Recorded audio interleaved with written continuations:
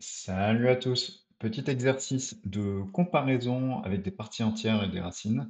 Donc on va comparer la partie entière de racine de x et la partie entière de racine de partie entière de x. Donc comparer, ça veut dire est-ce que c'est plus grand, plus petit, égal. Des fois ça peut être plus grand, des fois ça peut être plus petit. Voilà, faut savoir dans quel ordre on met ces choses-là. Commençons. Déjà, on sait que partie entière de x, c'est inférieur ou égal à x. La racine étant une fonction croissante, la racine de partie entière de x est plus petit que la racine de x. Puis la partie entière étant une fonction croissante, la partie entière de racine de partie entière de x est plus petit que la partie entière de racine de x.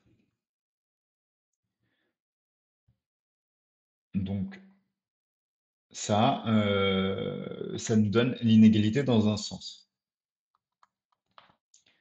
Maintenant, est-ce qu'on a l'inégalité dans l'autre sens? Regardons ça.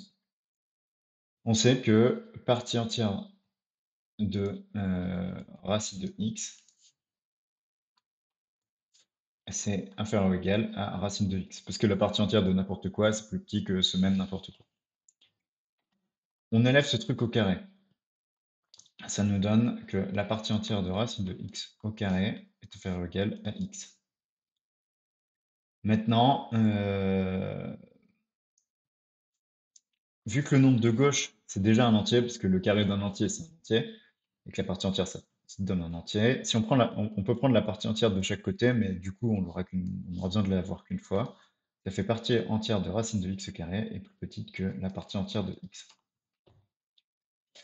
Maintenant, ces deux quantités-là, on va en prendre la racine. On va en prendre la racine parce que, pour rappel, on a pris un x dans R+, donc on est sûr que tout est positif, tout se passe bien.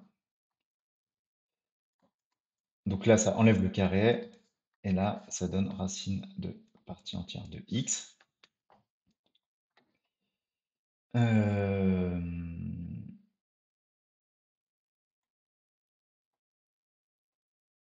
Et puis, puis ce qu'on peut faire d'autre, c'est à nouveau prendre la partie entière, parce qu'elle va pas. Ici, c'est déjà un entier, donc ça sert à rien de la remettre. Et ici, ça nous donne ça. Donc, étape suivante, on a montré l'inégalité dans l'autre sens, hein. Conclusion,